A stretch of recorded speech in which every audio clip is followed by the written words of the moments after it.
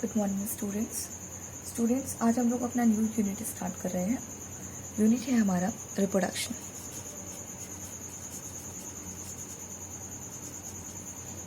आज हम लोग रिप्रोडक्शन का फर्स्ट चैप्टर देखेंगे। बच्चों, इससे पहले एक क्वेश्चन का आंसर बताइए आप हमें कि कोई तो ऐसा प्रोसेस होगा जिसकी वजह से कंटिन्यूएशन ऑफ स्पीशीज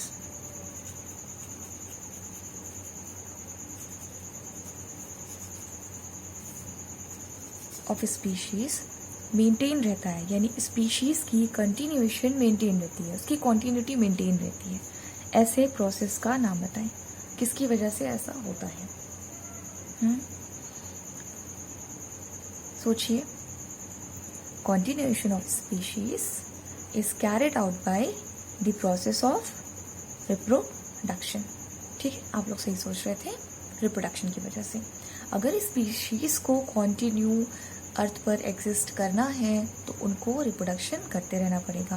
ओके बेटा, तो हमारा चैप्टर है, आज हम लोग यही देखेंगे कि किस तरीके से पूरे चैप्टर में ओवरलॉन्ग हम ये देखेंगे। बेसिक यूनिट है बेटा, इसमें एक जनरल इन्फॉर्मेशन है, ठीक है, रिगार्डिंग रिप्रोडक्शन। तो हमारा फर्स्ट चैप्टर है रिप्रोडक्शन इन ऑर्गेनिज्म।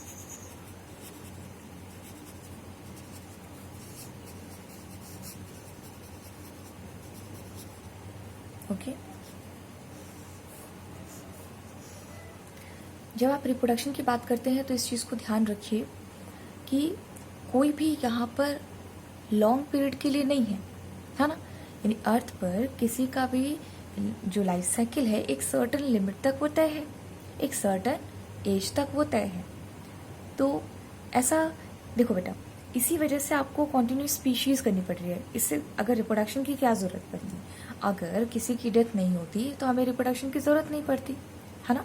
तो इट मीन्स कि कुछ है जो हमारे लाइफ को कंट्रोल करता है और हमारे लाइफ के जो टाइम ड्यूरेशन है उसको रोक देता है ना, उस गैप को मेंटेन करता है। फिर उसको उसकी वो टाइम लिमिट हमारी खत्म हो जाती है और फिर क्या हो जाता है, एक न्यू बेबी की बर्थ होती है। ठीक है, तो हम सब के पास क्या है, अपनी एक लाइफ स्पैन है। लाइफ स्पैन क्या होती है, ये ड्यूरेशन होती है। It's a duration between birth of an organism to the natural death. देखो, नेचुरल यहाँ पे वर्ड ध्यान रखेंगे, किसी भी ऑर्गेनिज्म का जो बर्थ होता है और टिल देन उसकी नेचुरल डेथ तक जो भी टाइम पीरियड है, हम उसे क्या कहते हैं, लाइफ स्पैन कहते हैं। अगर हम ह्यूमन बीइंग की बात करें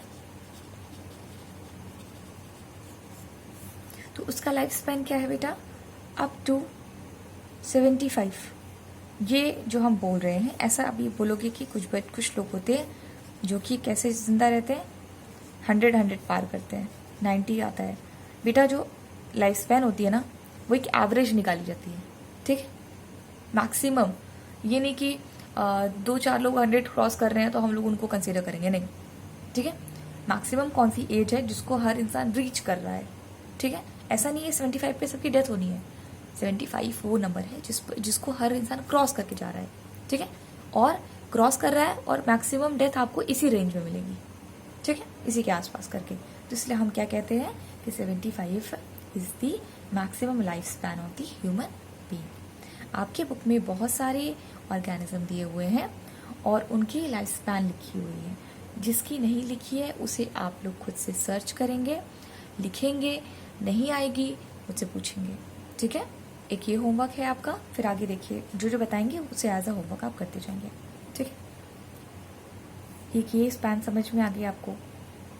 अच्छा, एक चीज़ और बताइए, एक क्रो होता है और एक और एनिमल होता है आपके पास, पैरट। अब आप मुझे बताएं कि पैरट और क्रो का साइज सेम है, साइज ऑलमोस्ट सेम है ना। क्रो की लाइफ स्पैन होती है 14-15 साल, है ना, मैक्सिमम हम इतना ले लेते हैं। कुछ नंबर आगे पीछे हो गया होगा तो देख लीजिएगा। 14 ईयर्स रहेगी, इसका करीबन 140 वाला है। ठीक है, देखो साइज में डिफरेंस नहीं है ना। ऑर्गेनिज्म को कंसीडर करें तो साइज में डिफरेंस नहीं है। इसके बाद भी देखो इनके लाइफ स्पैन में ह्यूज डिफरेंस है। इसका मतलब है बेटा कि life span is not related to the size of an organism, है ना। Life span size of organism पर डिपेंड नहीं करती। अच्छा, इसके साथ एक चीज और जान लीजिए कि आपका जो एमीबा होता है, एमीबा इमॉर्टल है, अमर, मरता नहीं। क्यों? एक्चुअली इसमें डेथ हमें दिखती नहीं है। ये देखो, ये एक एमीबा है। ठीक, अब ये क्या करेगा बेटा, जब ये इसको रिप्रोडक्शन करनी होगी तो ये साथ में थोड़ा ग्रो करता है, थोड़ा बड़ा हो गया। ठीक है, फिर और हो जाएगा।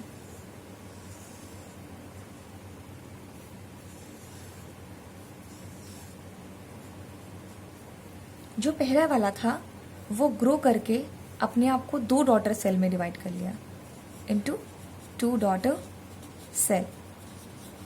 अब मुझे बताओ पहला वाला कहाँ गया? पहला वाला कहाँ गया? अगर ये पेरेंट है और ये डॉटर है, तो पेरेंट ने ही तो अपने आप को कन्वर्ट करके डॉटर सेल में कन्वर्ट कर लिया है ना। ग्रो एंड रिप्रोडक्शन के प्रोसेस से, ग्रोथ एंड रिप्रोडक्शन के प्रोसेस से। अब मुझे बताओ इसमें कहाँ गए? इसमें पेरेंट का, फिर इसके बाद तो इसकी एग्जिस्टेंस नहीं है ना। चेंज हो गया, एकदम फ्रेश डॉटर सेल बन गया। तो इसलिए अमीबा को हम कहते हैं इमॉर्टल। ठीक है, बाकी सब मॉर्टल है, लेकिन अमीबा इमॉर्टल है। ठीक है बेटा, आगे देखो। तो आज इसी चैप्टर में हम लोग को देखना है कि जो रिप्रोडक्शन है, आपको दिख नहीं रहा होगा, अब बातें सुनिए, फिर उसके बाद मैं आपको इस पेपर को रोटेट करके दिखाऊंगी। जो रिप्रोडक्शन है वो कितने टाइप्स के हो सकते हैं बेटा? एसेक्सुअल और दूसरा होता है सेक्सुअल। जो एसेक्सुअल होता है इसमें आपको सिंगल पार्टनर की ज़रूरत है ना। आपको सिंगल पार्टनर से काम चल जाएगा। सेकेंड, वेरिएशन नहीं आता एसेक्सुअल में, ये पढ़ाया हुआ है ना बेटा 10th में, रिकैप करा रहे हैं सर। तीसरा, स्लो प्रोसेस है ना। लेस एनर्जी कंज्यूमिंग है, ये एनर्जी कम लगती है, लेस एनर्जी कंज्यूमिंग प्रोसेस है ये। ठीक, और भी एग्जाम्पल्स हैं और भी पॉइंट्स हैं। देखो ध्यान से, क्या बताया मैंने? Reproduction is of 2 type, asexual and sexual. In asexual reproduction, there is the involvement of a single parent. Next point is, it doesn't create variation. यहाँ variation लिखा है ना, variation नहीं आता। ठीक है, it doesn't create variation absent. Slow process है, less energy consuming process है ये, it consumes less energy. ठीक है बच्चा, चलो और भी पॉइंट हो सकते हैं। जैसे क्या हो सकता है बेटा? जैसे गैमीट फॉर्मेशन होगा,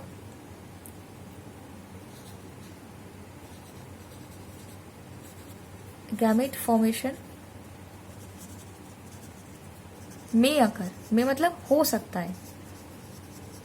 है, बट फर्टिलाइजेशन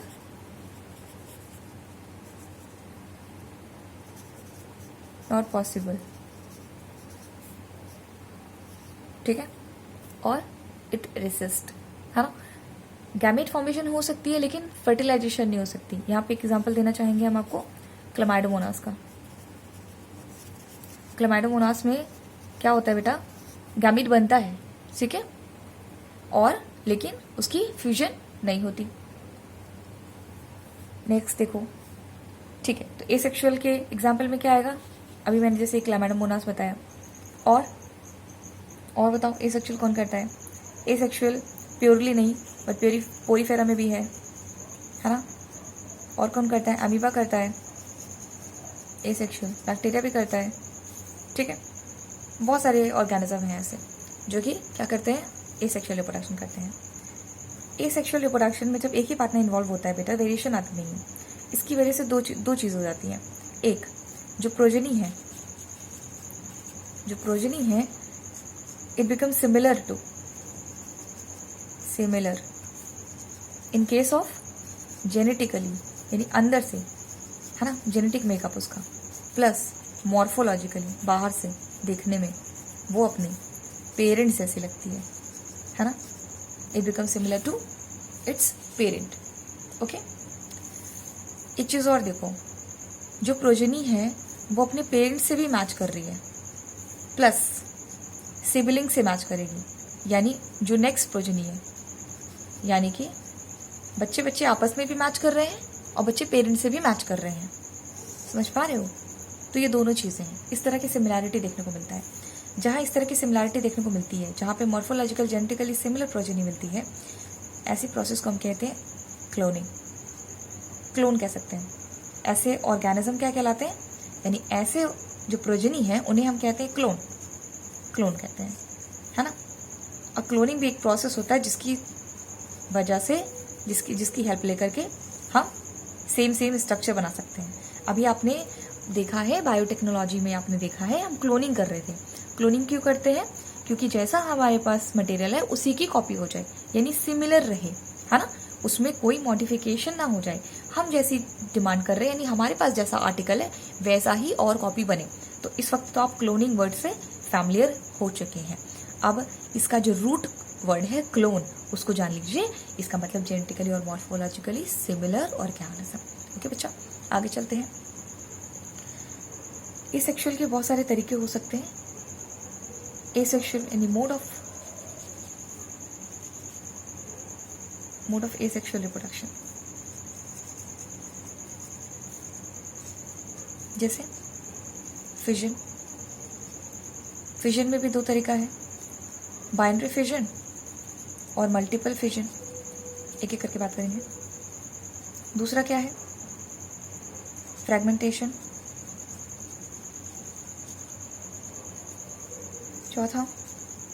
तीसरा बडिंग। और बताओ बेटा, जेम्यूल फॉर्मेशन। आपके बुक में तो आजकल बहुत सारे हैं। और क्या होगा? Fission, fragmentation, budding, gamete formation, vegetative propagation. ठीक है, चलो। फिजन में कौन आता है? फिजन में आते हैं, फिजन कौन करेगा?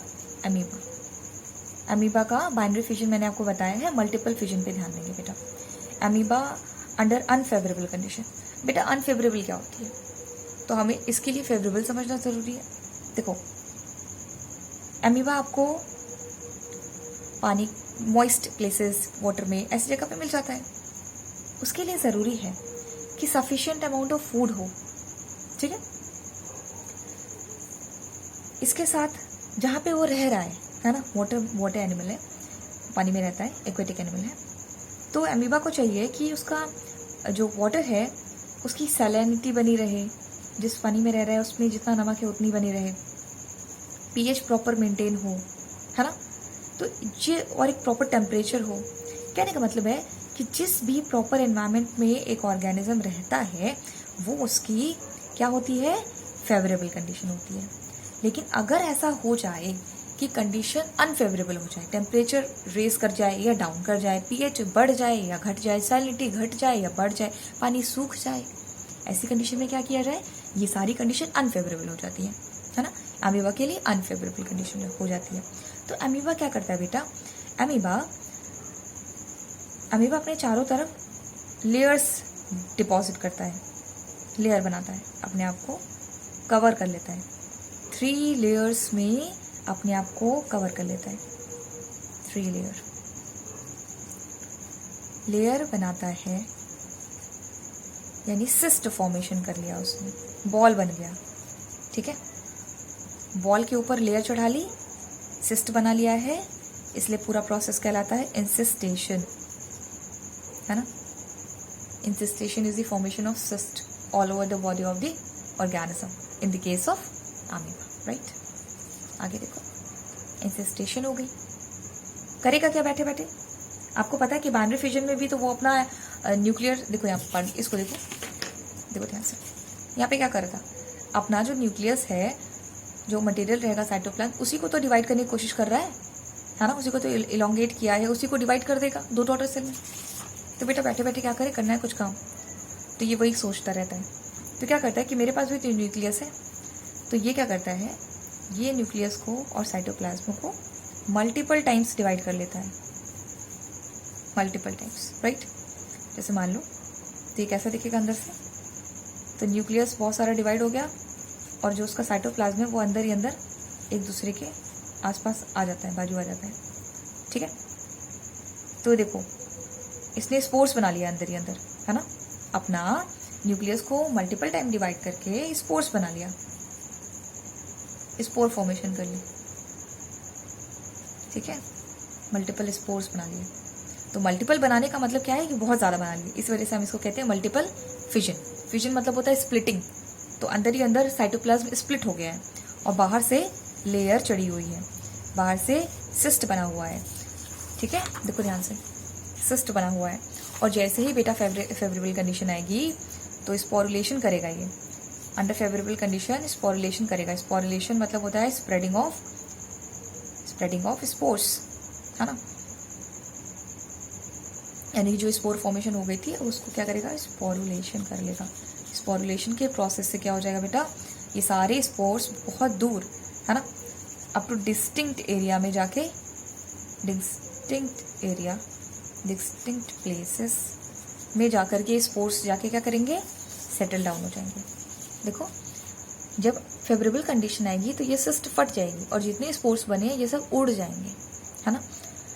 स्पोर्ट्स का उड़ने का फायदा क्या, कि दूर दूर तक वो जा सकते हैं, दूर दूर तक अपनी कॉलोनी बनाएंगे आप, मतलब कॉलोनी बोले तो अब अपने आप को ग्रो करेंगे, है ना, ठीक है।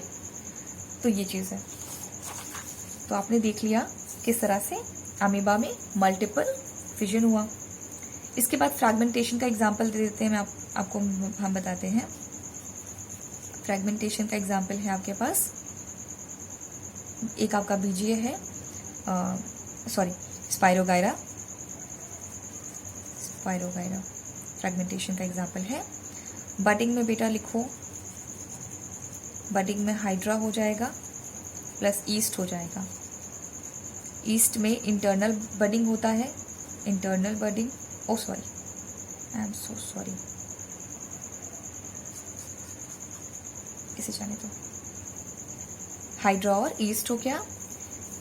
जेम्यूल फॉर्मेशन बेटा, इट अकर्स इन स्पंजेस, है ना। पोरीफेरेंस आपने पढ़ा है, पोरीफेरा को ही स्पंजेस कहता है, उसमें जेम्यूल फॉर्मेशन होती है। फिर होती है वेजिटेटिव प्रोपेगेशन। अभी तक मैंने आपको क्या बताया है, मैंने अभी तक आपको एग्जाम्पल्स बता दिए हैं, फ्रैगमेंटेशन का, बडिंग का और आपकी जेम्यूल फॉर्मेशन का, राइट। चलो नेक्स्ट देखिए।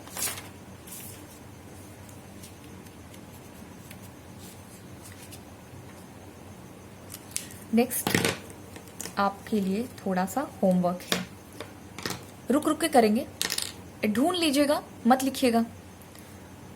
बहुत सारे वेजिटेटिव प्रोपेगेशन होते हैं, है ना, बुक में बहुत सारे वेजिटेटिव प्रोपेगेशन दिए हुए हैं कि वेजिटेटिव प्रोपेगेशन